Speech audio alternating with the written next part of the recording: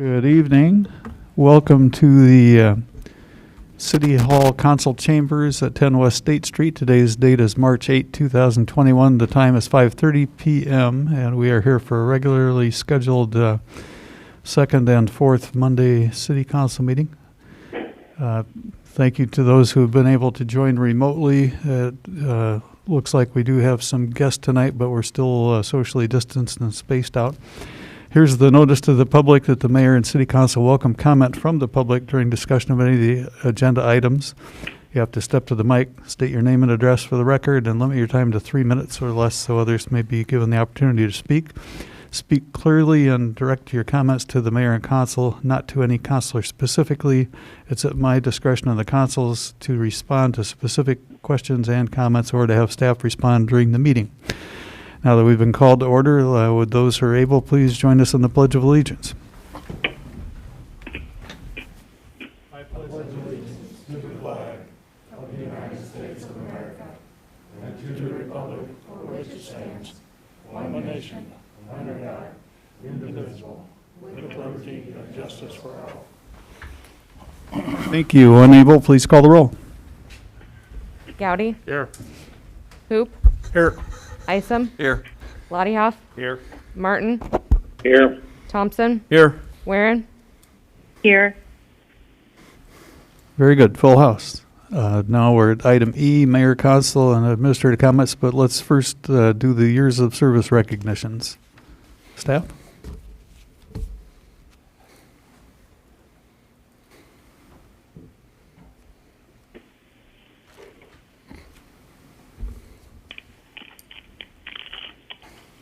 Hi, Chief.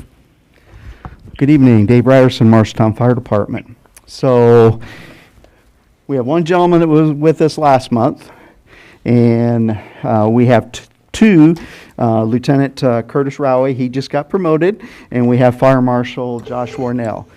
These guys started one day apart back in 2010, and it's my honor tonight to give them their 10-year award with the city. Both of these gentlemen have stepped up and taken leadership roles within the fire department recently. Fire Marshal Ronell, he's been in the fire marshal position for 2 years, and obviously Lieutenant Rowie just a few weeks ago. So it's my honor and pleasure to present them with their 10-year awards.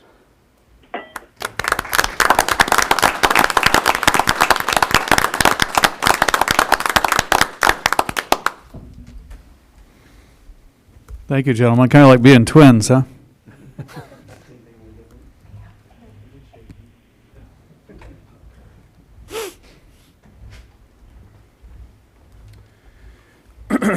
Good evening, Mike Tupper, Marshalltown Police Department. So, I'm here tonight to recognize Officer Tanner Hunt and Officer Wyatt Shalangowski. Am I still screwing that up? Pretty close? I just call him Wyatt. That's what everybody calls him. So these two guys both started, it looks like on the same day, December 28th of 2015. So when I saw that they were up for recognition for 5 years of service, the first thing I thought was, for the love of Pete, has it been 5 years already? Because it just seems like we just hired them. But then I thought about some of the things that they've accomplished, and I thought to myself, holy cow, have they been here like 10 or 15 years? Okay. These guys are both two of our more hard-charging, proactive, hard-working police officers. They do a great job for us. They're both on the tactical team. Wyatt is a firearms instructor, and Tanner is a defensive tactics instructor.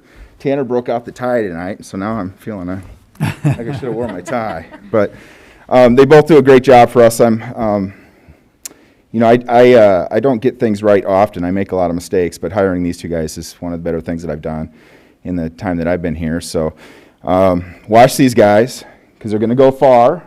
Both young guys. You're going to see them do great things. So it's my pleasure to present them both with their 5 years of service recognition. Okay. Very good. Thank you.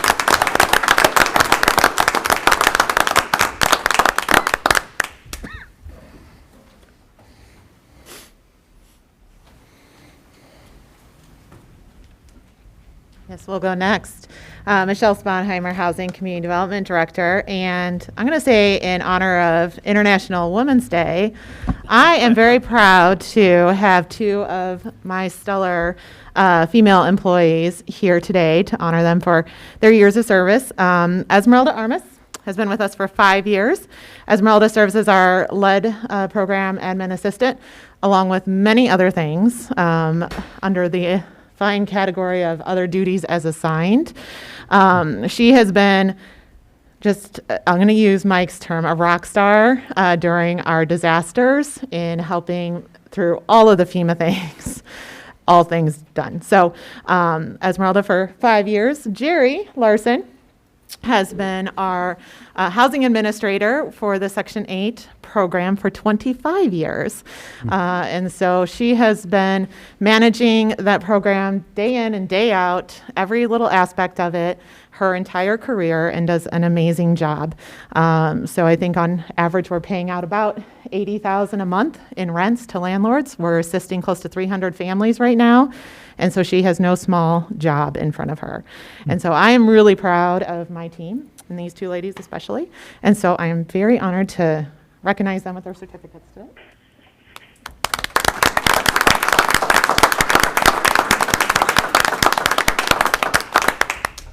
Thanks, Michelle. And last but certainly not least, Diana Steiner hit her 5-year anniversary in November. And while I'm sure 5 years feels much more like 10 or 20, it has been a wonderful, it's been wonderful to work with Diana. I feel like you all, every time I get to introduce a department head, you guys know what to say more than I do because you see their work day in and day out. Up here in front of you, getting you final products, getting you information. And I truly want to say, like, Diana is so dedicated to what she does, making sure that everything that comes before you has been double-checked, triple-checked, and making sure that it is as accurate as possible so that you have the best information to make decisions. She is very caring and compassionate with her staff, and she is who we would want in a finance director for many years to come. And so, Diana, thank you for your 5 years of service. Thanks very much.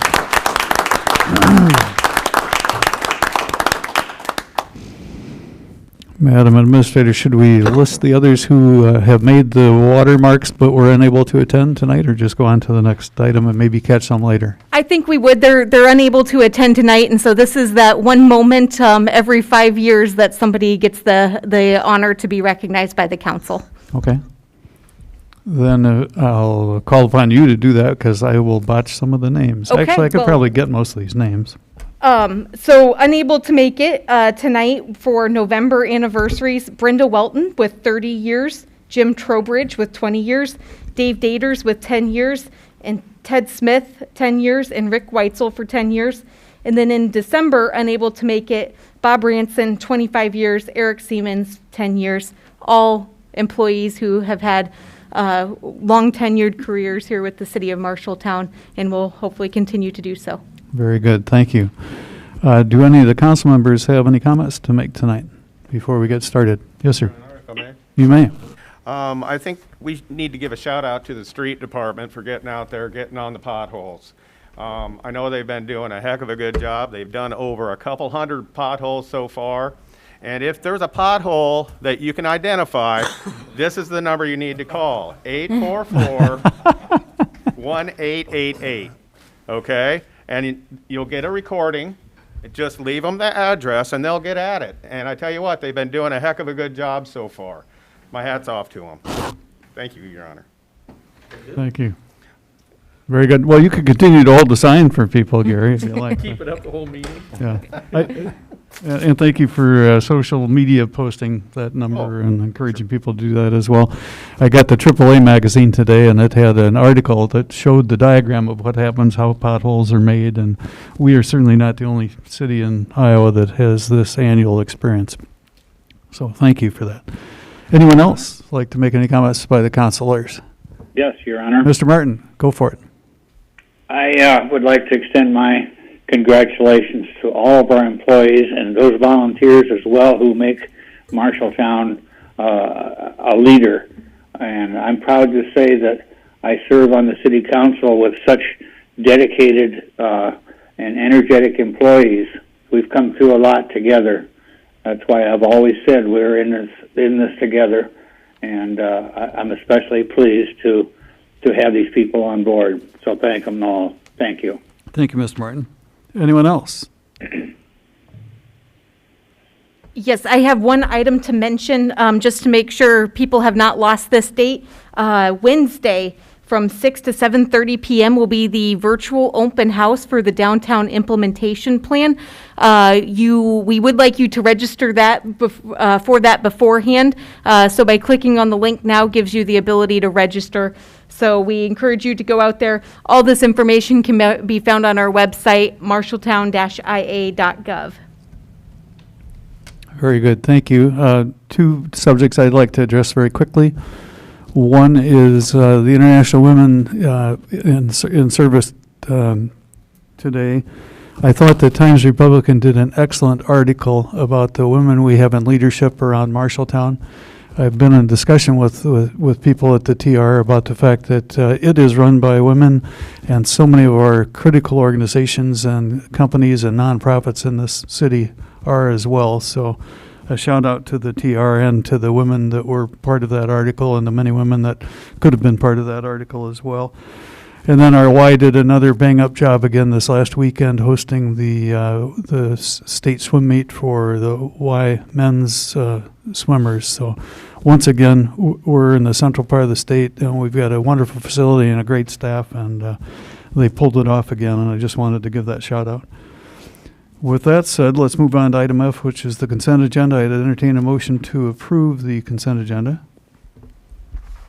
So moved, Your Honor. Thanks, Mr. Isom. Is there a second? Second. Thank you, Mr. Gowdy. And let's call the roll. Isom, Yes. Lottie Hoff, Yes. Martin, Yes. Thompson, Yes. Weirin, Yes. Gowdy, Yes. Hoop. Yes. Very good. That carried as well. Madam Clerk, when able, you don't have to read them as fast as the car sales advisories at the end of the commercials. Approve the minutes for the February 22nd meeting and bill list in the amount of $908,806.67. I will note that the bill list detail file was uploaded incorrectly. It does show February 22nd. That should have been March 8th file. Approve the liquor license renewal for Hy-Vee Food and Drug Store at 802 South Center Street. Reappoint Raymond Starks to the Board of Adjustment. Resolution authorizing the City of Marshalltown to submit a grant application to the State of Iowa Governor's Traffic Safety Bureau State and Community Highway Safety Grant Application. Contract period October 1st, 2021 to September 30th, 2022. Resolution approving contract change order number 1 for 4th Street and Meadow Lane Storm Sewer Enhancement Project SMW 17001, a decrease of $112,140. Resolution authorizing an agreement between Brindle Mountain Fire Apparatus and the City of Marshalltown for the advertising and sale of a 1992 Pierce aerial fire truck and a 2004 Pierce pumper. Resolution ordering construction of the Pickleball Pocket Park Project PRK 20002, setting public hearing on proposed plans, specifications, form of contract, and estimated cost, and directing publication of notice to bidders. Resolution directing the distribution of sale proceeds from the sale of lots in the Southridge Estate subdivision, and resolution approving quote and award to Nickel and Associates, Inc. for the upgrading of voltage for water pollution control plant in the city of Marshalltown, Iowa, in the amount of $47,330.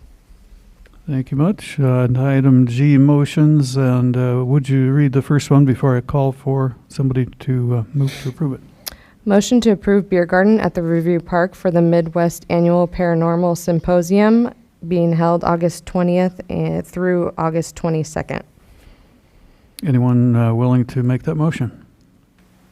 So moved, Your Honor. Thanks, Mr. Isom. Second. Second. Thank you. I didn't hear which, let's go with Martin because he's older than you two. Thank you. Age before speed. Any discussion about this one? Your Honor, I just have a question, if I may. You may. Who spearheaded this? Who brought this to the city? This symposium? I'm just curious. Is this our chamber working to bring events? Is this Arts and Cultural Alliance? Did anybody know? This was brought by Kelly Steffen. She is part of a group. They're forming a nonprofit, and they are hosting this symposium this year. Do we have ghosts in Marshalltown? You'll just have to We attend. do. Besides Roger? I mean, do we have? They are working with the chamber on this event, so there will be more to come about it. Oh, cool. Thank you. Thank you, Your Honor. You're welcome. Any other questions or comments? Sorry, Roger. Let's call the roll. Martin, Yes. Thompson, Yes. Weirin, Yes. Gowdy, Yes. Hoop, No. Isom, Yes. Lottie Hoff. Yes. Very good. That carried on to item H, just one under that, and that's a report from the Marshall County Arts and Culture Alliance. Amber Danielson. And you should be able to control it now. Oh, awesome. Amber Danielson, Executive Director of the Marshall County Arts and Culture Alliance. I just wanted to stop in and give a quick update on some of the stuff we have going on this year, especially as we're entering some of the warm months. So I'll try to make it quick, but please interrupt me if you have any questions. Just specifically talking about our Marshalltown Public Art Committee, we have 2 active projects happening at the current moment. We are partnering with the Marshalltown Performing Arts Center, formerly known as the Auditorium, to bring public art there at their facility to celebrate, ignite, and amplify the arts. So that call to artists just went out, and we'll start the selection process here towards the end of this month.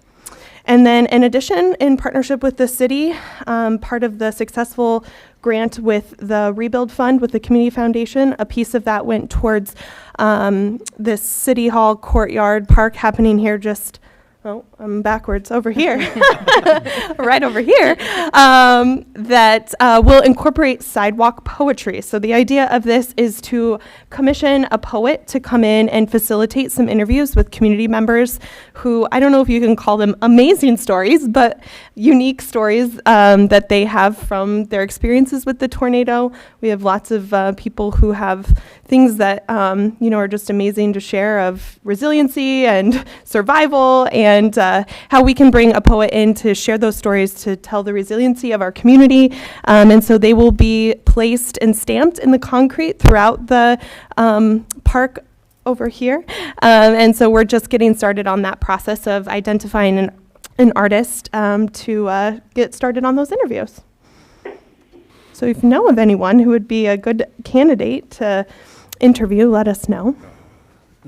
I already have Chief Tupper on the list. He does not know that, but now he does. Just highlighting quickly some murals we did in 2020. Just obviously, if you drive around, you're starting to see some pops of color. The mural just over here at La Salud. And the sidewalk murals happening in partnership with the school district. We finished 3 last fall, and we're getting started to do the remaining 8. So all of the schools in the school district, in addition to the Marshalltown Christian School and St. Francis, will all get their own sidewalk mural that's vibrant, and really hoping to celebrate and further, increase safety and awareness as kids are getting ready to cross busy intersections. So. And, Your Honor, Amber, Yeah. Lauren is doing all of those murals, right? Okay. Yep. She also created another design that is in Spanish. So our hope is if we can be uber successful with fundraising, which at the time we're coming in a little short. So we're still working on fundraising for, the one version. But in addition to the murals happening on the sidewalk, we're hoping to print some signage that we would place at the busy intersections. And we intentionally chose this verbiage because we really felt like it was universal to walkers, drivers, kind of something that you teach your kids, when they're just starting to walk all the way up. So it was really universal message to just spread the word to increase safety around school zones. And we have lots of murals coming to our community in 2021. So a mural that's been in the works for a while now is the Max Building here in downtown across from the south side of the courthouse. That call to artists just wrapped up, so we're in the final stages of selecting a design for that wall. We're also working on a project in the 13th Street District. It's really small, but the Chop Shop that's just there by on the south side of Echo there. We just sent out a call to artists from McGregor's. They're going to do a sidewalk mural leading up to their main entrance there right off of West Main, really kind of celebrating downtown history and their history, and just encouraging more foot traffic into their building. Also, we were successful with another rebuild grant here with the Community Foundation. So another one is happening on the east wall of the Orpheum, facing 3rd Ave. And this is an internal mural at the Animal Rescue League that they have for where their room is for people to come in and hang out with future, or hopefully future, adopted pets. So murals are definitely taking off, which is super exciting. So we'll see lots more color around our community. And art in public places, we still have artwork at all 4 of these business locations, but the intention of this process, or this program, is to rotate it. So we will be doing another call to artists. So all 4 of these businesses, West End, Perk, Sub City, the Marshalltown Airport, and Wayward Social, will rotate out local artists. So this is targeted just to Marshall County artists, hoping to have more artwork and beautification inside of our local businesses, and to celebrate purchasing and supporting our local artists. So all the artwork is on display and for sale. And finally, if you follow us on social media or follow along at all with some of the stuff we have going on with our email and Instagram and Facebook, we, in partnership with these 2 very talented individuals, Tori Benson and Nick Cooper, both who are from Marshalltown, they pitched us a really cool idea to basically do these 5 different film series that would highlight different locations throughout our community. So the 2 of them are choreographing, dancing, they're doing all the performing, editing, they're doing drone footage, they're editing. They've just come up with this beautiful concept to really continue to strengthen and energize arts and culture in our community, but also while celebrating our community pride points. So we've featured the Gallery Garden. We've featured drills at the MHS Roundhouse. We just did Echo in the 13th Street District. This Friday, we're going to release the one at the Fisher Community Center, where Tori actually got in the water and dances around the sculpture, so that one is really fun. And then finally, we'll wrap up in downtown. So this is just a really unique project that we thought, especially in the cold winter months, and as we continue to have to social distance, ways that we can, do some digital content and continue to celebrate all the great things about Marshalltown. That's all I had, unless you have any other questions. That's quite a bit, actually. Does anybody have any questions or comments? I have 1 or 2. Anybody else? Okay. Good work. As always, I watched the 3 last week. They are absolutely worth the time to watch. These kids are really talented, especially the way they edit, and they time the music to their dance and that sort of thing. The drills was my favorite, the way they kind of did the old PE drills. So really, if you haven't seen those, I invite people to track them down and watch them. The other thing is, we have this big white bare wall behind me. Someday, we would love to have some nice artwork there. We're ready when you're ready. Okay. And then one of our daughters has a poet who's actually been published twice now by Schuster. Yeah. I will be in touch with her to see if she might be interested in putting her name in. Yeah, too. awesome. Wonderful. Okay. Thank you, Well, Amber. thank you for your support. You bet. Thanks. Okay, on to item I, resolutions. Please read the first one. Resolution selecting purchaser for sewer revenue refunding bonds, Series 2021, and authorizing redemption of outstanding sewer revenue bonds, Series 2015. Let me call for a motion to approve first. So moved, Your Honor. Second. Thank you. Discussion.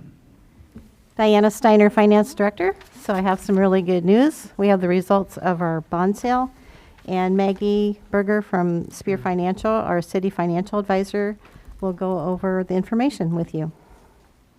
Go ahead, Maggie. Thank you very much, Diana, and hello to everyone on the mayor and council. We have provided you some proposals this evening. We worked in connection with Piper Sandler as the placement agent, and we will remind you this was competitively done for bank placement purposes. We have found that to be a lower cost financing mechanism on some of these outstanding, and again, we're authorizing to redeem the Series 2015 sewer revenue bonds. We are bringing you a proposal tonight from First National Bank of Ames with United Bank and Trust of Marshalltown, Iowa, for $4,335,000 of sewer revenue refunding bonds, Series 2021. The true interest rate of what they have provided you a proposal for is 1.2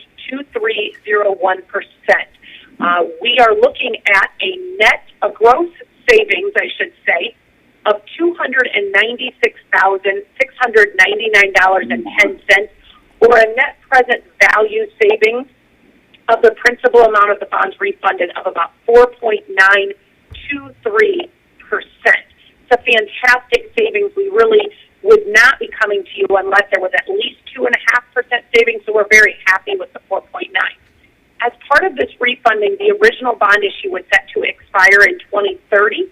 We had a conversation with your administration and decided to accelerate that repayment by just 2 years. So the new bonds outstanding will go from 2021 down to 2028, and we just spread those two remaining principal amounts throughout the issuance. The old bonds had an outstanding interest rate on them of 2.69% for every maturity here until the final maturity. These new bonds will have an interest rate of 1.23%, and overall, that's where we come up with the $296,000 of savings. If you're looking at the documents in front of you, you will notice that really there's not any savings in each of the years from now until 2028, and that's because we've increased the size of those payments to be able to eliminate the final 2 years, which is where we then show all of the savings that has accumulated. Again, we believe this is a fantastic interest rate.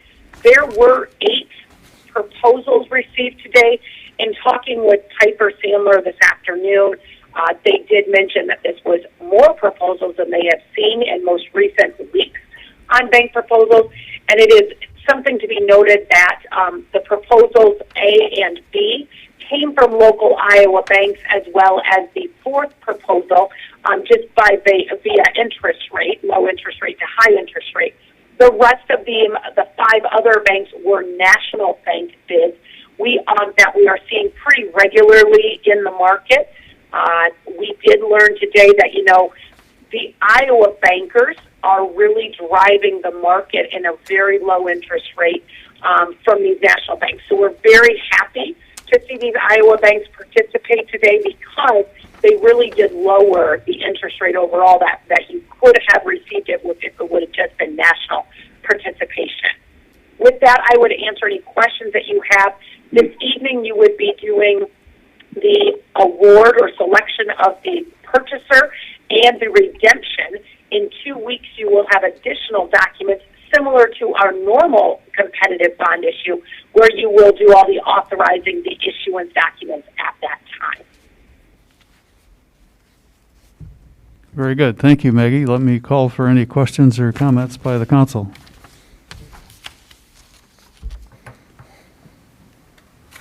Seeing none, let me unmute the mics for 15 seconds. The lines are unmuted, Your Honor.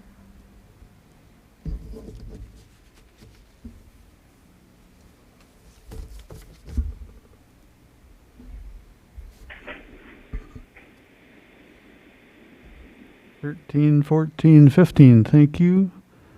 Back to muted, and let's call the roll. Gowdy? Yes. Hoop? Yes. Isom? Yes. Lottie Yes. Martin? Yes. Thompson? Yes. Weirin? Yes. Thank you. That carried on to the next resolution when able.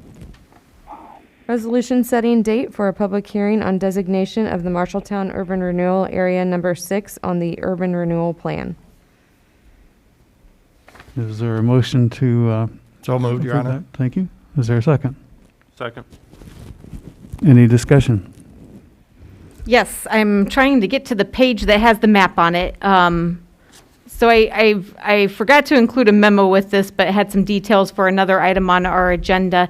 It was back in October when Jeff Royal came before us to request tax increment financing assistance for the development, for a residential development. And so the way tax increment financing works with the housing development is that it basically reimburses him for the infrastructure costs. So there is infrastructure that he would be installing, and it would be reimbursed through the increment produced by the new homes in the area. So backing up, before we can take that step, we have to put land into an urban renewal area. And so what you see before you on the map is the area that is proposed for the urban renewal area, which has 4 property owners. The City of Marshalltown, the Marshalltown Community School District, Real Estate Equities, who was the developer on the Village Co-op, and then Gethman Investment Corporation, who has a majority of the land that is here. When we basically start this process, there's a few things that we need to do, which is to take this to planning and zoning to have their them provide their input onto it, as well as set a consultation session with our taxing entities. And so planning and zoning will happen this Thursday on the 11th, and the consultation sessions have not been set up yet, but will be here sometime this week and have to occur 2 weeks prior to the meeting. So this is a bigger area than the specific area that Jeff Royal is proposing to development as Glenwood Marshalltown LLC, which is related to a later item on the agenda. And so his development is looking to be more in this southeastern corner of the development, but we are saving time and expense by putting every area that is in the Glenwood Park Master Plan for the PUD into this now, with the exception of some areas on the south side of West Merle Hibbs. So. Tonight's action is to set the public hearing for April 12th, and then, as I mentioned, there will be some other actions happening in between there. Thanks for that explanation. Now, any comments or questions? Your Honor. Yes, sir. Jessica, elaborate on the south side of Merle Hibbs, please. Elaborate,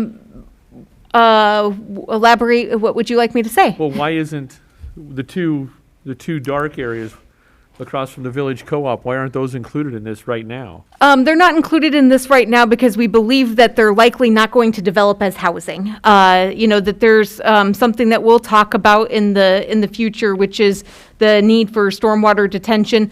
The school district owns this land, adjacent with the city's land, with the larger intention of, when needed, this would be an area where a new elementary school could be built. And so there's a lot of future things in this area which would require some stormwater detention, which would be able to be handled by a district pond, much like you have down here, versus individual stormwater retention requirements. Okay. So more to come on that in the future. And then the infrastructure that the developer will put in, Justin's group gets to oversee that, right? I believe that, yes, that they're required to have an inspector, or we're inspecting. It's either way, and ultimately that infrastructure is dedicated back to the city at the end of the project. Okay. Thank you, Your Honor. Yeah. Any other council questions or comments? Open the mics again, I guess. Oops. The mics are open. Thank you. Mark Eaton, 1007 South 10th Avenue. I'm not sure, but I think urban renewal districts may have to be contiguous. Evidently, since we're showing this as non-contiguous, that maybe somebody could clarify that sometime. And we're making this urban renewal district to put a TIF district in it. And we're going to borrow $6 million to give to the developer. And that's going to hold back city taxes, county taxes, and school district taxes. We have room on the borrowing schedule, so we could put $6 million. We could borrow that and just pay for it with the property tax relief. If you want to put the infrastructure in, I basically think they should put it themselves. But if you want to put it in, we don't have to do it in TIF. We have the room to do it with other means, and that would save us a lot of hassle and give us future taxes as soon as the properties are built. Thank you. Thank you. Let me leave the mics open for another 5 seconds, because I think it was about 10 seconds to start that. Okay, mute the mics and let's call the roll. Isom, Yes. Lottie Hoff, Yes. Martin, Yes. Thompson, Yes. Weirin, Yes. Gowdy, Yes. Hoop, Yes. Very good. On to the next item, unable. Resolution setting public hearing for an amendment to the zoning ordinance TN Traditional Neighborhood District. Is there a motion to approve? So moved, Your Honor. Thank you. Any second? Second. Second by Gowdy. Thank you. Comment? Yes, Michelle Sponheimer, Housing Community Development Director. Typically, when we have a zoning ordinance amendment, whether it be to the text or rezoning to the map, the process includes going to the Planning Commission for a review and consideration. They hold a public hearing. We then bring an item to the City Council, in which it has 3 readings and a public hearing. We're trying to expedite a couple of things here tonight, and so the next 2 items are both kind of following the same process. Primarily coming in the traditional neighborhood district is a district that we created several years ago, really with a focus on the 13th Street district, as allowing for mixed use, kind of more of a what I'd call like an urban design feel. Over the years, we have applied that district classification to some other areas in our community, including the area behind Walmart, where we are extending East Merle Hibbs. And as part of that process and review, as we have now started to see development planned and getting ready to occur, we started to really fine detail some of those code requirements and how they applied, and found that we really didn't have a good match on some things. And so there's a couple of different things going on with both of these 2 items coming up. What we first started with was a proposal to the Planning Commission to talk about the traditional neighborhood district and make some potential ordinance amendments to that, which would accommodate more of the larger lot development. And thinking about McFarland's plans moving forward behind Walmart. But we also started looking at it as how it applies to some of our housing development that's occurring, specifically kind of on the property to the north of Wayward Social, the housing development conversation. And in looking at how the district regulations apply to both of those developments, we found that we needed some adjustments to make. The commission had some discussion at their last meeting on Thursday. As staff, we really kind of tried to dive in and look at all these different options and what was the minimal amount that we could adjust. Knowing that we are going through a whole zoning update rewrite right now, there are things that we felt like we needed to really bring forward now that we couldn't wait until that rewrite is done. So with the first item that you have here, the amendment to the traditional neighborhood district, the primary thing that we ultimately settled on is needing to address how garages in residential developments in the traditional neighborhood, I will say that our preference is to have them rear facing, kind of keeping with that urban setting of bringing buildings forward to the street, accessing through alleys and behind. We realized that with that development near Wayward Social, that's really not feasible on that property to be able to accommodate an alley system essentially on that small, what I'll call small piece for that size of development. And so the recommendation that staff put forward is to make an amendment so that when things like that are not feasible to do, that we do have the ability to allow development with a garage facing in our traditional way of thinking things in the front, allowing that driveway to access to the street. And so this amendment that we are proposing would allow for that option when it's not feasible to do it the other way. And so in order to kind of expedite some of these things, we're setting a resolution to ask for a public hearing to occur at your next meeting, along with the ordinance first reading and consideration of waiving the second and third reading at your next meeting. The Plan Zoning Commission held their discussion and has a public hearing scheduled for this Thursday, March 11th, on this item. So they will still hold their hearing prior to your consideration of the ordinance. Whether or not we'll see any other adjustments from that hearing. I'll certainly include that if that's the case for the March 22nd council review.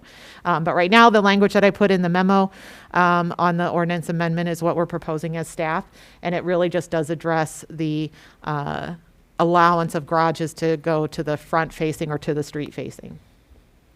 So that's kind of the first item. I'll ask if there's any questions specific to that. Any questions or comments? Your Honor? Yes.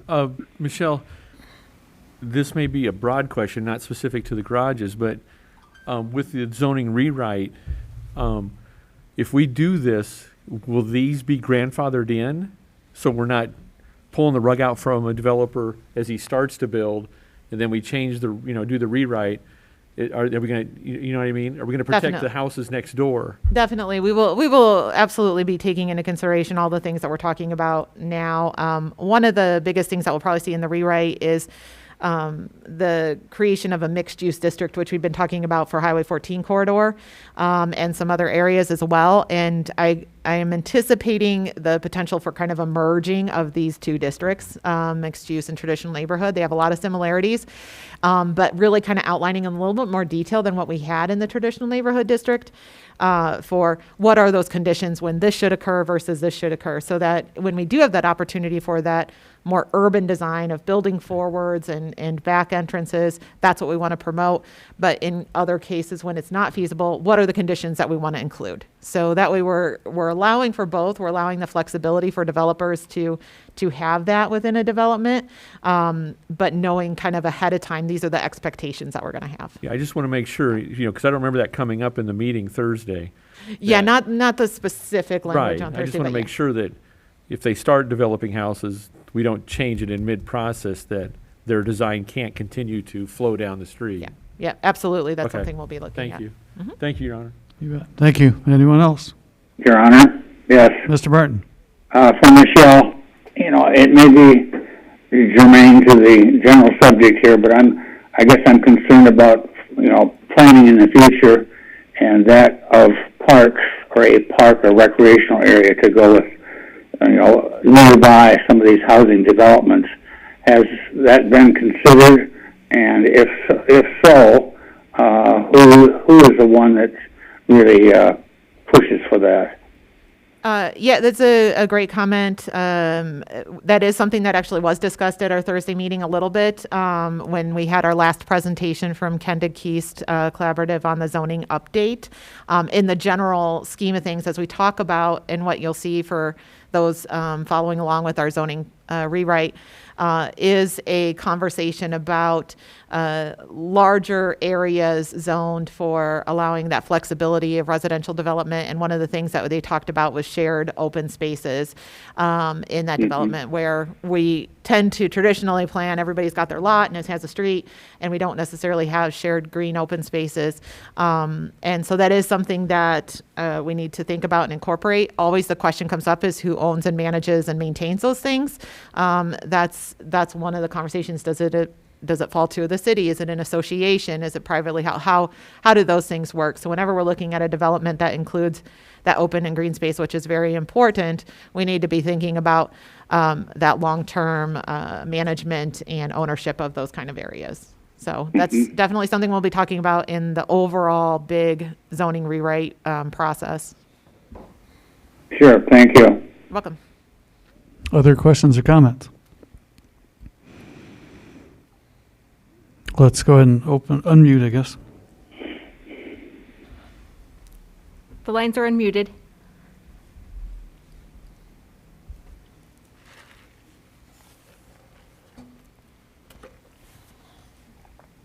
Thirteen, 14, 15, roll call. Gowdy, Yes. Hoop, Yes. Isom, Yes. Lottie Yes. Martin, Yes. Thompson, Yes. Weirin. Yes. Very good. Thank you. That carried as well. On to the next item. Resolution setting public hearing to rezone the property at 412 East Merle Hibbs Boulevard to CC Community Commercial. Let me call for a motion first. Move for I approval. move for approval. Thanks. Let's go with Weirin on the second. It was almost a tie. Discussion. Thank you. Michelle Sponheimer, Housing Community Development Director again.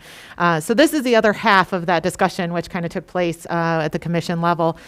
This area is predominantly zoned traditional neighborhood behind Walmart, the kind of what I'd call the next section piece. We rezoned that several years ago before we really kind of knew what might happen. We had a housing development that was being proposed as part of a tax credit project right after the tornado. So we looked at that mixed use type of opportunity, higher density housing, being close to Walmart, that the TN district was kind of the best thing we had at the time to fit. So we rezoned this whole section piece, traditional neighborhood. Since that time, we have had lots be created. The one highlighted in blue is McFarland's site for development. We have Hibbs being built. So it's kind of the curvature along there is where that roadway is going in. And then we have what some of you may recall was what I'll call the potential fire station lot is that south square here at one point had been that potential. It's now privately owned, and this remnant piece here for development. So as we discussed the traditional neighborhood district and some of the challenges it had for larger lot development, one of the conversations that came from our commissioners was that they really felt that the McFarland site was probably better suited to be a commercial zone rather than traditional neighborhood zone, so that we would not lose some of the integrity of that traditional neighborhood district that we had outlined in kind of that urban design element. So the proposal that we kind of settled on, rather than changing everything that we were talking about in the traditional neighborhood district, that it would be better to look at rezoning this parcel to community commercial to be a better fit with what was actually being developed.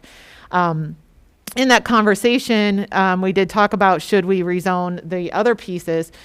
We definitely have some potential for some housing development happening still in these areas. And so I didn't want to stop those kind of developments short by putting them in a position where they were going to be rezoned commercial and then not be able to develop in a residential nature.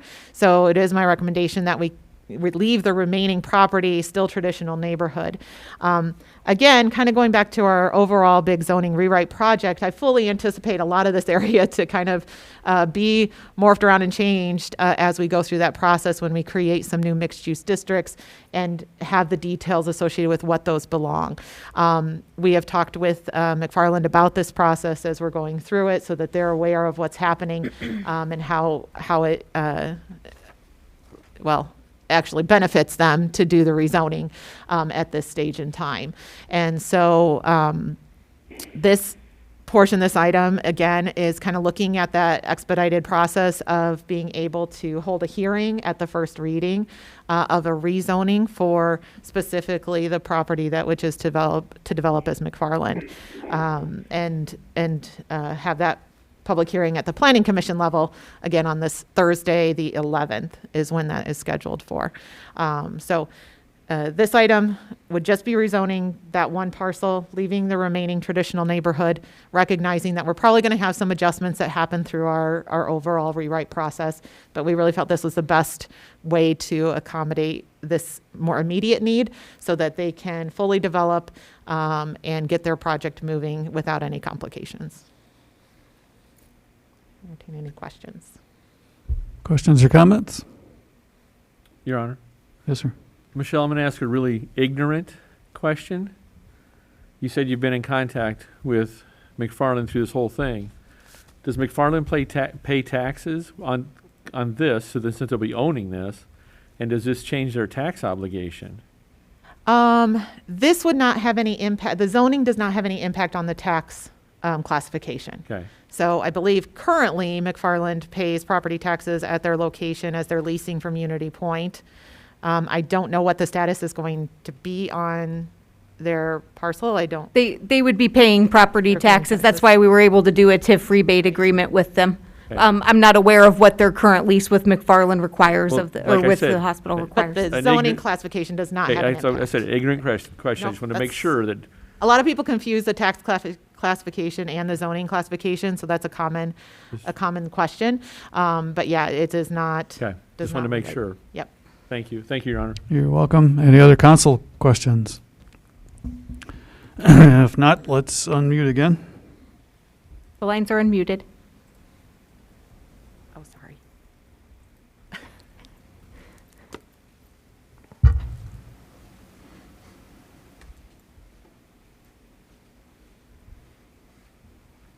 Roll call. Weirin.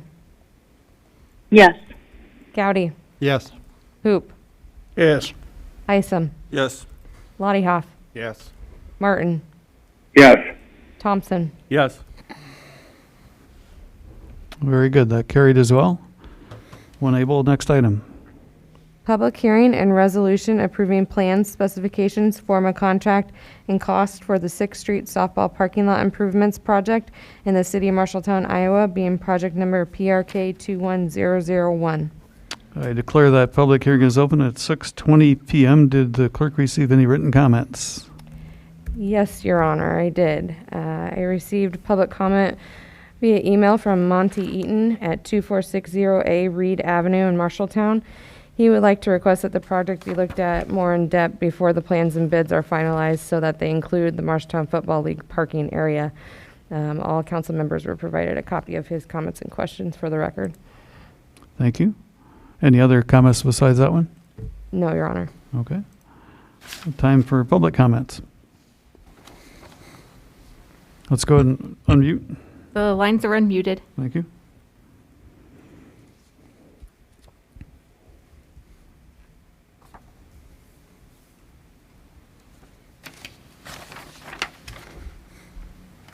And the time is up now. Let's go to staff review then.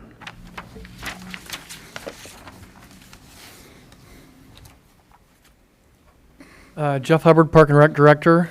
This plans is for the west side of the 6th Street softball complex, and we will be doing phase 2 hopefully next year before the season starts. And at that time, we were going to tie in the MFL lot kind of portion of it, so it will get addressed. But with the timing of everything, we'd like to continue doing the west side now and hold off on the MFL one to the second portion of the contract, which will be next year. Thank you. Any questions or comments about, well, no, that's after staff review. Then we do go to council comments. Any council comments?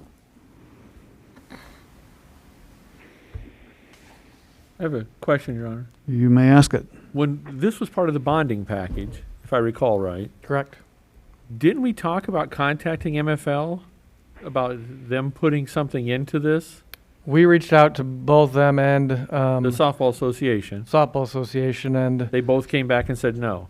well, so at the time that we were talking about it was when the derecho hit, and felt a better use if they were going to do fundraising to use it towards improvements there, not the parking lot. But they'd probably get some better funding for projects like redoing the dugout or things like that than for asphalt. Do you know, Jeff, do you know what it cost to do the whole thing at one pass? Well, right now our estimate's about $375,000, so we're looking at $750 to do the whole lot. And we have only bonded for $375 and would hopefully in June bond for the other $375. And I should clarify that the other 375 is then tied in with, on the east side, that would be the eventual site of the trailhead for the Iowa River's Edge Trail. So it's not 375 because it would be taking it a little bit further to basically to the east to start those parking spots rather than creating two separate projects and paying for two separate mobilizations at some point. So I don't know what the number is off the top of my head for what phase 2 is, but it's in it's in the capital improvement plan on that bond list for a higher number than 375. I guess I just wish we could do it all at one time. I don't know how we'd fund it, but I'm open for suggestions. Yeah, and if bids come in lower, I know that Jay and Justin talked, and they lowered the subgrade amount that needed to be required that he thought could save $30,000, $40,000, $50,000. So if that were to be the case, maybe we could do the MFL at that time. Do you have any Coliseum money left over, Jeff? No. Thanks, Jeff. I'm Thanks, Your still Honor. shopping for things. So best case scenario, I'm sorry. Go ahead. best case scenario is we save enough money, we could possibly do the MFL too. Worst case is we don't quite get it there, but it gets done next year. Correct. Yes, and they would still have access, their portion there isn't as bad as what's in the middle portion, and obviously what's closest to the east isn't that horrible. We're kind of addressing the biggest need area right now. Okay. Thank you. But it would get done next year. I'm going to caveat that and say, assuming you choose to borrow the money. Well, I want to caveat that too, if I may, and say Jeff is wrong. It's all bad. It's just degrees of bad. No offense. That's correct. Any other council comments? Hearing none, I declare the public hearing is closed at 6:25 p.m. And let's go on to the next item, J, ordinances. Would you read the first one? Your Honor, we need a motion to approve the resolution. Oh, I'm sorry. I'm getting ahead of myself again. So moved, Your Honor. Thank you. Second. And we've already had the discussion. Let's call the roll. Gowdy, Yes. Hoop, Yes. Isom, Yes. Lottie Hoff, Yes. Martin, Yes. Thompson, Yes. Weirin. Yes. Very good. Now on to ordinances number 1. Ordinance 15013, amending ordinance number 14215 to add properties to the legal description of property included in Marshalltown Urban Revitalization Area Number 2, second reading. Is there a motion to approve? So moved, Your Honor. Any second? Second. Is staff looking for a waiver of the third reading or not? We are not, and just as a reminder, this is this is an ordinance to add property, one lot on Anson Street and then another lot on High Street into an existing urban revitalization area. Okay, thank you. Discussion then.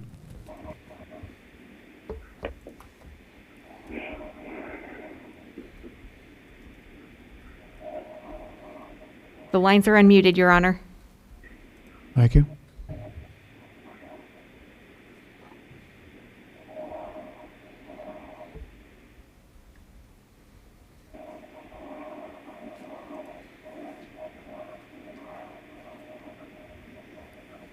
Mute the mics and call the roll.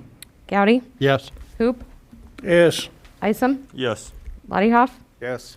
Martin, Yes. Thompson, Yes. Weirin. Yes. Very good. When able, read the next one, please. Ordinance 15014, an ordinance approving the rezoning of 802 East Southridge Road to R2A Low Density Residential, second reading. Any motion to approve? So moved. So moved, Your Honor. Let's go with Gowdy on the motion, Isom on the second, Good. and discussion.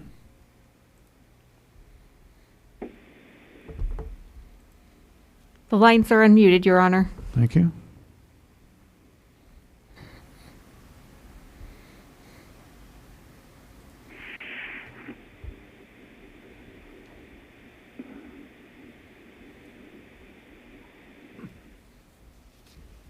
Time for the roll call. Isom, Yes. Lottie Hoff, Yes. Martin, Yes. Thompson, Yes. Weirin, Yes. Gowdy, Yes. Hoop, Yes. Very good. And then on to our third and final ordinance. Ordinance 15015 to amend the Code of Ordinance, City of Marshalltown, Iowa by amending Chapter 76 Traffic Schedules, Schedule 4 Stop Intersections. This is the first reading, and staff requests a waiver of the second and third readings. Is there a motion to approve the ordinance with the waiver of the second and third readings? So moved, Your Honor. Thank you, Mr. Second. Thompson. Isom was louder. And let's go on to discussion. Well, if my hearing's going, I think my left ear is better too. Make him arm wrestle for it. Yeah. Your Honor, this would just amend the ordinance to add the addition of a stop sign, a westbound stop sign at Washington Street and South 12th Street.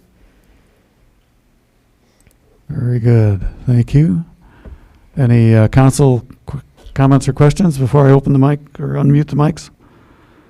Let's unmute. The lines are unmuted.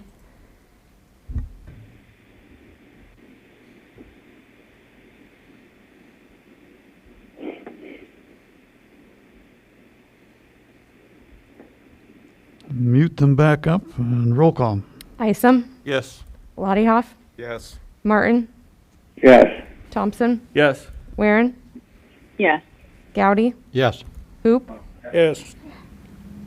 Very good. That took care of that one. Let's go on to discussion items. K, the first one is about the fireworks funding request. Who would like to take that one up? I will, Your Honor. Louisa Ortega is organizing this year's 4th of July festivities, and she is looking for the council to consider funding the purchase of fireworks. She will soon be booking the pyrotechnic displays, and so she would like confirmation on what the council is willing to designate. It's so good of her to do this year after year. Really, that's amazing. Thank you. Any discussion or comments, questions?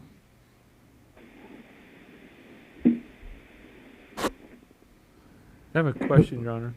Does anybody Fire away. know what the total cost is, what she fundraises on top? Because we normally give 5,000, is that right? Does anybody know, did she report back to you, Diana? Does anybody know what the total package is? For your, last year, they have to.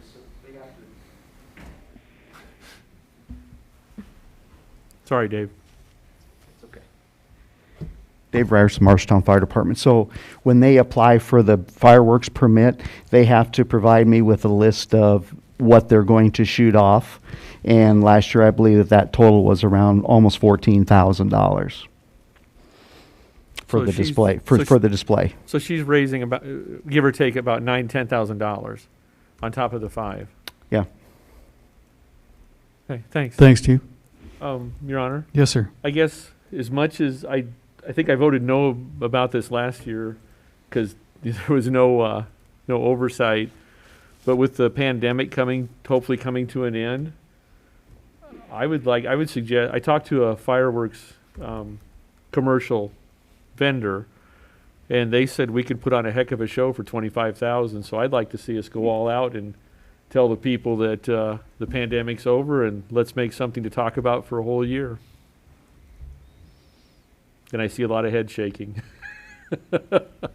Thank you, Your Honor. Thank you. Any other comments or discussion?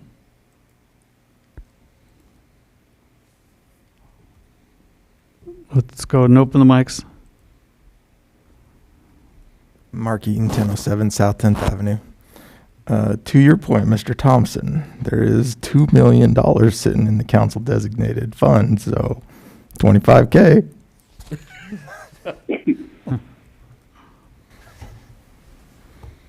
I didn't need to turn this over this time.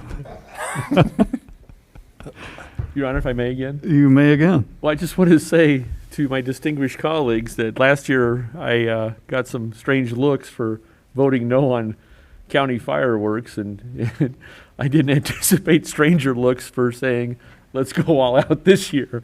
So I guess you're going to look for a motion to tell Louisa what we're going to fund.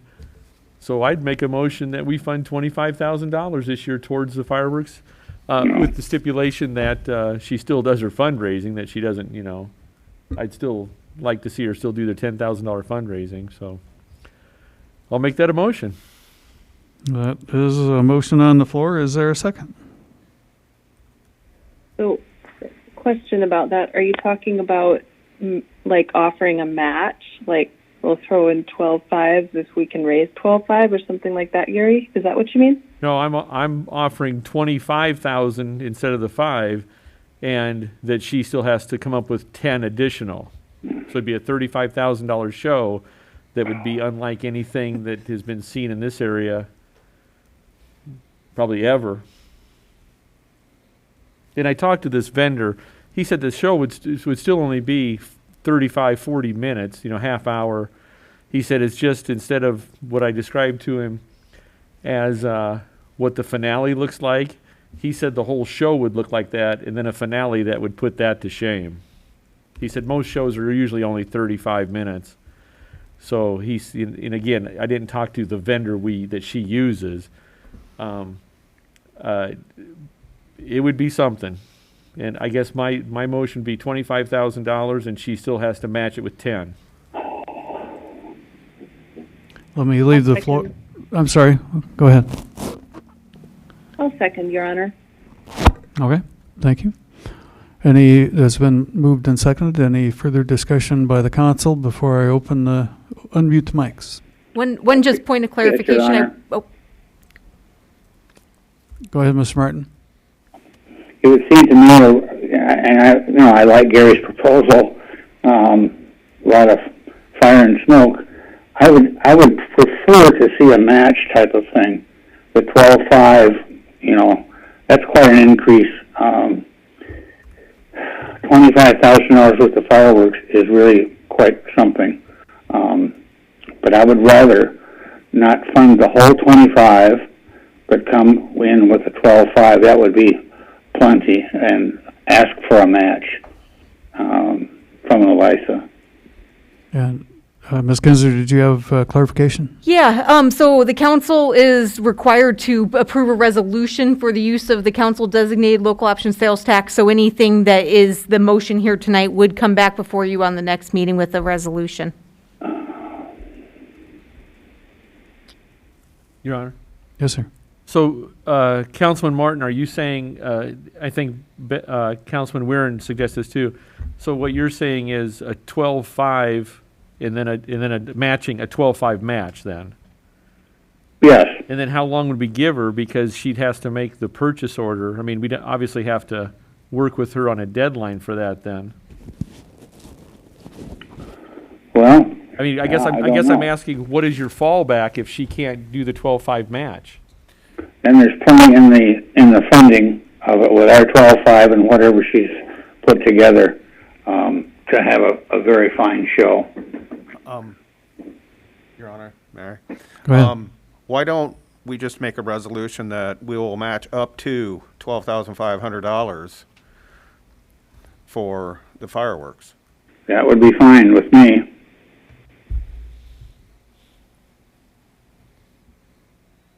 No issue. Is that an amendment to my motion then? It could be. Okay, we'll consider that as a motion to amend. Is there a second to the motion to amend? Second. Very good.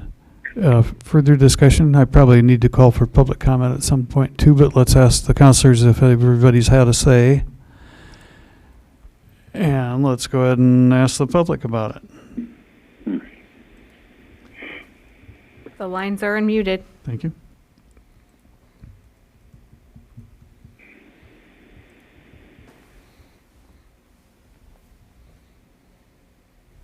Okay, let's call for vote. This would be a vote on the motion to amend the original motion such that the ask would be to fund up to $12,500 to match whatever is privately raised.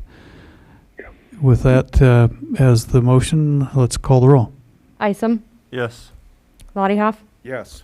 Martin, Yes. Thompson, Yes. Weirin, Yes. Gowdy, Yes. Hoop. Yes. Very good. That carried, and that will give staff direction to come back to us about the funding of it, or source of funding for it. Clarification, Your Honor? You bet. Do we have to revote that? I mean, that was the amendment, right? Rule of order there, Roger? Original motion was, we voted to amend the original motion. So we're okay with that? The motion is to have a resolution at the next meeting to match up to 12,500, and I don't think we need anything further. Thank you. Thank you, Your Honor. I think you may be right technically, but I thought we could save, a That's couple fine. I'm minutes, sorry. because kind of know what the outcome would be. Just want to make sure we don't get in trouble. You bet. Well, good luck with that. Let's go on to number 2, discussion of vacant building ordinance. Michelle. So far, we've been able to keep out of trouble. You know, there's a little town where the mayor and several councilors have been indicted, for God's sakes. Let's not do that, right? Yeah, we Right. can only hope, Your Honor. Michelle Sponheimer, Housing Community Development Director. As one of the items that I believe we had as a discussion point on your strategic planning session is the conversation related to vacant building ordinance. And as Jessica and I have been kind of working through some different scenarios and looking at sample resolutions, we felt that it was important to come to the council to get some guidance on what you are hoping to include and how to kind of address this type of ordinance. And so I've got a whole series of questions in the memo that was included in the packet, talking about various options in how to address such an ordinance. And I've taken some of these things from other sample communities and how they're addressing. So we've obviously been dealing with abandoned properties, especially more recently, through various means, 657A and nuisance complaints and property maintenance and dangerous buildings. A lot more activity, obviously, since our disasters have occurred, and with the council support of being able to do funding to do demolitions has really allowed us to move forward in the past few years, more so than we had several years ago. But there certainly would be some benefit in having a lot of this information available to us in the form of a registry and knowing what is out there. And a lot of times when properties especially are like foreclosed upon, it's not uncommon to hear from those holding companies or those foreclosures, those banks, institutions, because they see these kind of ordinances in communities all over. And so we do get the calls that says, do you have a registry, a vacant building ordinance? Is there a fee? So on and so forth. So this would be a good opportunity, we believe, to implement something of this nature. And can help us kind of be better prepared for dealing with some of these properties as they continue to kind of deteriorate and become blights within neighborhoods, and know who's responsible and have some type of registration and follow-up with properties. So I have a whole bunch of questions. We can just kind of run through them and one by one, if you like, as the easiest way kind of to approach it, and just kind of get your opinions on how you would like us to proceed. The first one I have there is, what type of properties do you want to include in such an ordinance? We can really kind of go the full gamut and say everything in town. If you want to focus on residential properties or commercial or both, those are the options. Accessory structures would be your garages, the sheds, or things of that nature that kind of still fall into this state of disrepair. And partially occupied buildings being something that we've seen more frequently these past couple of years, where we have multifamily complexes. So maybe a 4-unit building, for example. The landlord maybe has 1 unit that is compliant, and the other 3 they've chosen not to bring up into compliance because of cost or other, and they really become burdensome on that property still as kind of a vacant, unused area. And so that's kind of what that partially occupied building is referring to. So I'm curious, are you using the Iowa League of Cities or a template from other cities of our cohort? There are several different cities that have ordinances. There's I'm not sure where that model ordinance came from. There's a company out of Michigan who saw, in a TR article after our strategic planning session, he's reached out with sort of a model ordinance. It's not one that we're basing it. We're having you build the ordinance right now based on the sections that we see as common in here. So we're not necessarily copying anybody else's ordinance, because we want something that's going to be best for our situation. Thank you. Other questions or comments on this topic? Your Honor? Yes, sir. So I guess from property type perspective, if I were to break out the bulk of what we typically see, what would that include? You mentioned the partially occupied buildings. I would assume residential buildings would probably be in there. Obviously, I guess what other items on there from a high traffic of what your team sees today? versus maybe what we would anticipate, if anything? I mean, definitely residential is by far the top one that I feel like is a problem. You know, when it comes to kind of commercial industrial buildings, you know, we can see issues when you think of some of our larger complexes that sit vacant, you know, for extended period of time. You know, when they're being maintained, it doesn't really have too much of an impact on us, but it does have an impact overall in the community when you see a vacant shell of a commercial building sitting as well. So, you know, just knowing for sure who to contact in those cases, hopefully they're doing their maintenance like they're supposed to be in terms of grounds and snow removal and all those kind of things. But knowing who is the contact person should we have an issue with a building is an important piece. So I think you can look at it from twofold. Sometimes they're problem properties, but sometimes it's just knowing who's responsible for them. I don't know if I answered that. Definitely residential. So I guess alternately too, we have quite a bit of vacant lots around town. Do we view that as a concern? I mean, I guess I don't know how the rest of the ordinance impacts what the actions or outcome is of those, but I guess, I mean, does vacant lots, is that really worth time to be having those on the registry or not? My opinion would be no. Most of the time, those vacant lots end up with nobody's paying taxes on them, and it's the county who holds them. And so they're known regular maintenance for us. Okay. Bjorn, if I may. You may. But on the other side of that is, like in my neighborhood, there is vacant lots, and the problem is the owners don't do any maintenance. They start, you know, like now the wind's picking back up and everything's getting uncovered from the snow and blowing. And if it's not myself and the neighbors, this, you know, I'm giving this as an example. If we don't go out and pick up that stuff, these lots just continue to accumulate more and more and more. And then they seem to attract people saying, oh, that I'll just go throw my trash over there, you know, a pallet or. And certainly we obviously can always address nuisances on all properties and stuff. So this wouldn't eliminate those options of saying, hey, I've got this property in my neighborhood that's got tall grass and junk. Yeah, I can see all these. I just worry about the initial one. If we do this and start this is a pretty big undertaking for the initial, then maintaining it will just flow. But the initial building the database, unless you guys already have something started. We don't have anything specifically that has and covers everything. There are certain things that we may be able to pull out of utility information with the help of like Marshalltown Waterworks, you know, for properties that maybe don't have water service, or we have obviously in our rentals side of things, you know, we have some built there. Because of the two disasters, we do have a pretty good inventory of where we have some lots and buildings that are considered major or destroyed damage. You know, that we've been tracking for the past 2.5 years. So although we don't have, and we have what we commonly deal with nuisances. So we have a pool of some things that we would have to pull together. Certainly it would take us some effort to find everything. But if everything's included, you pick and choose where the biggest bang for the buck is.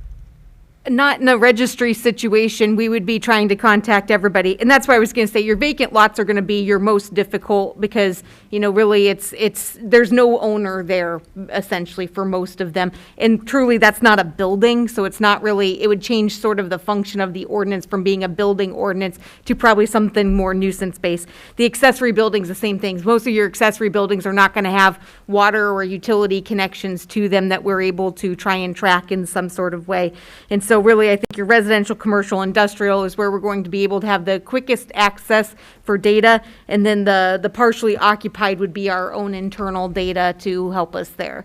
So we're looking at, it's going to be a big effort here to build it initially. And so that's where we're not recommending that we come back with an ordinance next week that you guys pass in 3 readings and we implement right away. It's going to take some time to put things together. Your Honor. Mr. Martin, go ahead. I like the comprehensive approach. I think it's needed. A couple of friends have done a survey, and they estimate just on vacant homes that they're over 60 presently. I don't know if that's accurate or not. I guess I'm concerned with the comprehensive nature and approach to this, that the budget impact would be really quite something. I don't know, Michelle, if you can estimate, you know, boy, it takes time, it takes effort to do that and to do it right. So anything you propose, certainly that budget impact needs to be considered. Yeah, and as we get through the questions kind of included, certainly that's something that we start to have that conversation. How is that managed? How do we do that? Do you, and we'll get down there. I was going to say, maybe another option was, I felt it would be a good thing because we didn't have a sample ordinance, and there's so many ways that you could take this, that you guys would want to provide input into what this would really look like. But would you prefer that we come back to the next meeting with a draft of an ordinance based on what we think, or what would be the easiest way to get through this? Is this something we'll be running through planning and zoning first or not? No, an ordinance of this nature wouldn't be a zoning ordinance, so it's just going to be through the council. Okay. Would be my anticipation. Your Honor. Yes. Well, to address that, do you guys have a good feeling of what you want to do? Or do you have an ordinance in your head already? I think there are certainly some things that, I believe are kind of maybe what I'll call minimal pieces that we want to include. I think just as in the conversation just so far, I think buildings are the easiest piece. Primary buildings are the easiest piece to tackle and probably the most important. And the partially occupied, I think, is an important one to deal with, just having kind of experienced that more recently. Accessory buildings and vacant lots, I don't think we necessarily need to include. I think probably, as far as like what information we collect is one that I feel is a pretty solid on. I think as far as like how often do you want properties to be registered, that might come into kind of that play of like, do we want to address it, right away when it's within 30 days? Commercial properties, industrial properties, maybe those, sit a little bit longer because they do tend to market a little bit longer before maybe they're turning over. Is it changes in ownership? Are we doing an annual registration? Those are kind of some of the things. Obviously, if we're doing an annual registration, if we're having a fee associated with that, that offsets some of that cost that Councilor Martin was referencing in terms of maintaining and managing a program like this. I think probably one of the biggest questions maybe falls more to what codes do you want us to apply in terms of inspection of such properties. And, there's I think probably that's one of the biggest pieces of, do you have an anticipation that we would go in and inspect properties that are vacant? That's one approach. I feel like this is kind of this far end, or is it just a registration of, hey, we know this property is here, and who owns it and is responsible? Certainly if we're going to take on any kind of interior type of inspection expectation, that is a much more significant cost and program to administer. I think starting probably having a registration and ensuring exterior maintenance, which we already have code coverage for under property maintenance and nuisance. Those things we can already apply, and we just then know who's responsible for things and how to manage those. Versus if we're trying to actually get access and do any kind of interior. That one to me is a lot bigger project to take on in kind of this type of an ordinance. But that's, again, kind of where we want to know where you're at as a council, because certainly these are questions that owners of properties, these will likely come forward. And we want to make sure that you're supportive of whatever it is we are trying to implement. Well, I applaud you for taking this on. It's not going to be easy to define vacancy and, to make some of the judgment calls about registration and that sort of thing. I expect owners will be saying, well, I show up every 4 months, or when the summer rolls around, that sort of thing. It's kind of hard to prove or disprove those things. But we certainly have a problem, and I'm glad you're addressing it. I know there are two in our neighborhood that I've constantly complained about that we know are vacant, and except for raccoons and feral cats. Yep. So it's good to be working on it. Any other council comments before we open this to the public? Well, Your Honor, Yes, sir. is it feasible that using this document as a starting point, if each of us individually just reach out to you during the next week Certainly. and tell you which ones, we think are more important than others, and you use that information to draft something and bring it back to us? Yep, we can I mean, absolutely do that. Can we Yeah. do that in a way where we're not violating any open meeting laws, and Yeah. give you some guidance that way rather than, sit here and go, item by item and debate it? That's fine with me. I think that's certainly an option. We wanted to put this before you so you kind of could think about it as a holistic approach of like what are all the things involved with it. So kind of going into it, that there is a lot of things that are covered. And so if you have strong opinions on one way versus another on any of these issues, I would encourage you to let Jessica or I know. And then we can work on just kind of starting to draft what maybe we would recommend. Because you weren't planning to come back on the 22nd with No. an ordinance. No. So you- I was going to say yes. Yes, I was planning you to come back were. on the 22nd with the draft of an ordinance, not for a first Yes. reading, but basically to run through. Discussion. run through discussion again. Yes. So if we get with you two, or Michelle is the point person, within the next week, that would give you a week to draft something? Correct. Is that a timeline that you can work with? Yeah, we can do that. Yeah, as long as you all are prompt with your responses. Okay, I like that idea. Anybody else We- have any other ideas? Are we nodding or shaking? Yeah, I think the staff has this direction well enough. Although we haven't opened the mics, I guess. Let's unmute for 15. Thanks, Michelle. Mark Eaton, 1007 South 10th Avenue. Some examples to cite that you might want to consider. The house I bought was owned for the whole life of the original owner from 1953 until they passed away. It sat empty for 6 years. The son, who lived in Des Moines, cared for it every day. You want to make him pay a registration fee because the house is vacant. I own 2 city lots. I mow them, I shovel them. You want to make me pay to register them when you could look that information all up on the county assessor site? I don't, and then I have a house that is vacant currently, and you want to come in and inspect it. I maintain the outside. It's in good condition. You want me to pay so I can register it so you can inspect it. We do have building permits. Our building permits have no expiration date on them. So I don't understand where you want to go with this. I do understand that you want property maintenance done. And we have numerous ordinances on the books for this property maintenance, which are not enforced, even under complaint.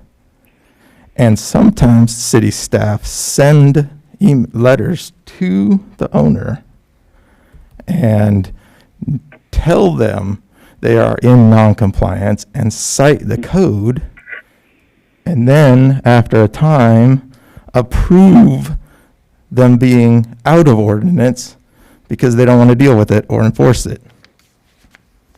So can't we just enforce the ordinances that we have and use the county resources to monitor properties and complaints? Why do we need to register them and collect a fee?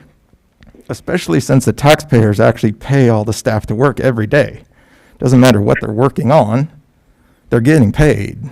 So I can understand rental registrations because you have to make sure that they meet all these codes. But private property, this is like kind of stepping over the bounds of freedom. Thank you. Your Honor, if I may, I'd like to address some of the questions that Mr. Eaton had. Well, yes, I know that I had to read that caveat that we're not supposed to engage in debate. Well, this isn't public comment. This is on this issue. Oh, that is true. May I? You may. and this is, I just want to say to Ms. Reeton and other people watching, this is one of the things that I want to talk to Michelle and Jessica about. And this is just my personal feeling. I'm not speaking for anybody else. I would like to see a registry built, but then that registry used going to that nuisance side. You know, no fee on the registration, but I don't want to put a tax on people that own property, that have future designs on it. I don't want to punish the person that is maintaining their property, like you spoke in the examples, because there are some of those in my neighborhood too, where they are maintaining some things, you know. And I see this evolving into, let's get a database set up and then move it towards a nuisance. That database migrates into the nuisance thing, and we start to have those complaints on it. That's when we use the nuisance, the things that are already in place. And then from there we step forward. It'd be no different than the 657As we're doing. You know, if we don't know it exists as a vacant house, we got to have to start somewhere. So that's why I asked that we move forward, because I think you're exactly right. We don't go out and punish the people that are playing by the rules. We don't make them register something. So thanks, and thank you, Your Honor. You're welcome. The mic was open for about 8 seconds. Let's count down from 7, 6, 5, 4, 3, 2, 1, 0 for the end of that discussion. For public discussion. Okay. I'm not sure the staff has a clear direction. Do you need to call for a motion, or will you just work on a... We're going to bring you back a draft on the 22nd, but one thing that I'll just make clear is, like, when you start to make some gray areas about what is vacant and you don't stick with a definition that's really solid, then that's where things start to not be implemented in the way that I think you all probably want things implemented, or the way we discussed at a strategic planning session. Yeah, and my overarching hope is that the reason you're investing time and doing this is to make it easier for the ones that really are a problem, and people know they're a problem, and you can just shorten the time it takes to get the mechanism to clean up the problem. Being proactive is better than being reactive. Right. Okay, good. Let's go on to the third and final discussion item. That's disposal of city parcel adjacent to West Merle Hibbs. Yes, Roger deserves a big pat on the back for this one, because he had to dig into things and fight about the ownership of this one. But as McClure Engineering has been working with Jeff Royal of Glenwood Marshalltown LLC, they identified what is Lot G in the Glenwood Park area. This was originally dedicated to the city in 2003 for the purposes of a recreational trail. You can barely see it there, but right across the street are these two little sliver parcels. That was originally Lot F, which was also dedicated to the city for the purpose of a trail. And I think it was in 2011, the city went ahead and split those parcels and sold them to the adjacent property owners. In what Glenwood Marshalltown LLC has presented in terms of streets and master plan, there would not be a bike trail that would be occurring in this area going north and south from where you would see this property designated. Ultimately, in the original master plan, I think this ran in between kind of the backyards of what would be houses on JB Swing, which you don't see there, but was kind of in that initial concept. And then that stub is Norway Road, and so, or Norway Drive. So that there's not going to be a bike trail that kind of develops in that north-south way. Planning and zoning will be taking up a lot of the layout items and master plan and platting items at their meeting on the 11th, which would then come forward to the council, I believe, on the 22nd as well. And so you'll have a better look there, if you haven't already looked at the planning and zoning agenda for Thursday night, about kind of how they have their layout more going east and west with roadways. And so we are being asked if we would dispose of that parcel for $1 in order to allow this to be something that they would plat as part of a single family lot. in their proposed development. Okay, we're open for discussion. What your recommendation is to do that? Yeah, my recommendation is that this is useless to us and that the adjacent owner is about to be Glenwood Marshalltown LLC, and that we would initiate the process to set the public hearing to dispose of the property, but not actually record anything until we knew that they had become the owners of the adjacent property. Your Honor, I would move that we give the staff direction to vacate this to them for $1. Okay, is there a second? I would second. Any further discussion by the council or by the public on mute?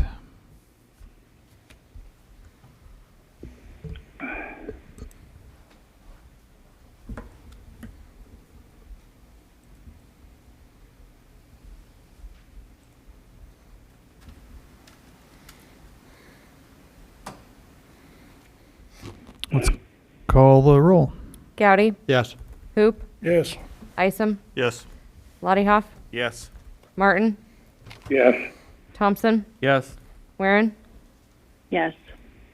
Very good. Staff has its direction on the item I public comment, and here's the caveat I thought I'd read, and we don't get to debate about. Members of the public can comment on any item not on the agenda at this time. Again, approach the mic, state your name and address, limit your comments to 3 minutes unless I authorize longer.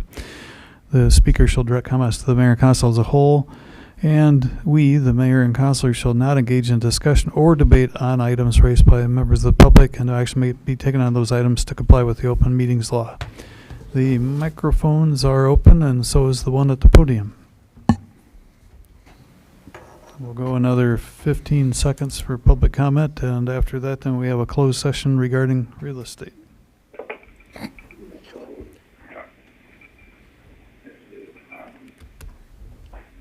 15 seconds is up. We are now ready for a motion to go into closed session pursuant to section 21.5 of the Iowa Code to discuss the purchase or sale of real estate where premature disclosure would reasonably be expected to increase